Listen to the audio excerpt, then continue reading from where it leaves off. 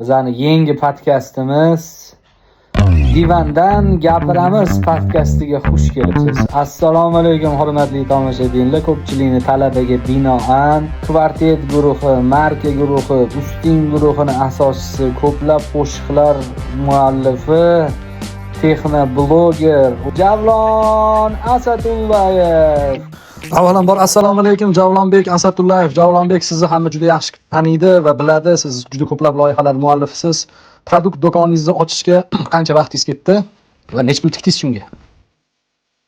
Mazang yaxshimisan, tinchmisan? Men uni ofitsialniy bajarib qoldim. Nima? Agar aniq zaложникda bo'lsangiz, menga znak ber.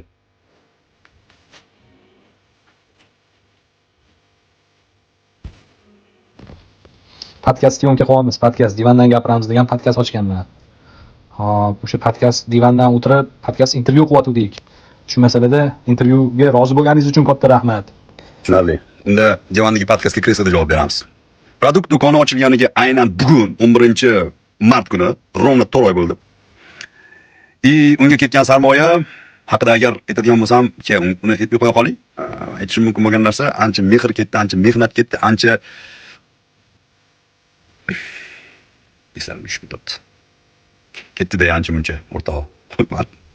Savol mana negativ yozishadi kommentariyada. Ularga qarshi siz qanaqa kurashasiz? Shaxsan o'zingiz qanaqa kurashasiz? Shu haqda Javlonbek. Izohdagi negativlar bilan qanday kurashaman? Birinchidan men ular bilan kurashmayman. Chunki ular kurashishga noloyiq insonlar. Mana bitta odamning gapi bor. Men shunchalik chiroylimanki, işte odamlar bilan urushmayman. Urushsam, bu odamlarga ku nechva kerak aman. Xunuk bo'lib qolib ketaman. Shunga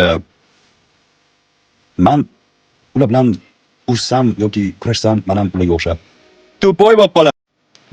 Intervyu berganingiz uchun katta rahmat, samimiy tashakkurlarimizni bildirib qolamiz. Hozir ayni damda bilamiz, qizim halolda emas, syomka ketyapti bu yerda qizim. Iltimos, men bu yerda katta kameralar gaplashib qo'yganman. Podkast uchun alohida bilasanmi? Ma'maxinga salom deb qo'y. Assalomu alaykum. Narsa yeyapti. Xullas, Javlonbek, sizga katta rahmat. Studiyalaringiz ko'p. Hozir ayni damda o'zingizni shaxsiy uyingizdagi studiyada o'tirib intervyu berayotgan ekansiz. Umuman shu shaxsiy uyingizdagi studiyaga necha pul ketgan? Uyimdagi shaxsiy studiyani kriptovalyutaga qurganman do'stim. 1 bitcoin, 0.7 zefirium va 3 ta slitka kumush ketgan. Makulatura topshirganman. Как раз olgan faxriy yorliqlarimizni ashula aytgandagi yilgan faxriy yorliqlarimiz bor. Ana o'shalar makulaturadan foyda tegdi o'shalardan. Keyin yana mis o'g'irlab sotganman. Shuna ketgan hammasi. Tomosha qilganingiz uchun katta rahmat. Izohlarga yozinglar, keyingi mehmon kim bo'lishini aytinglar. Sog' bo'lasizlar, salomat bo'lasizlar.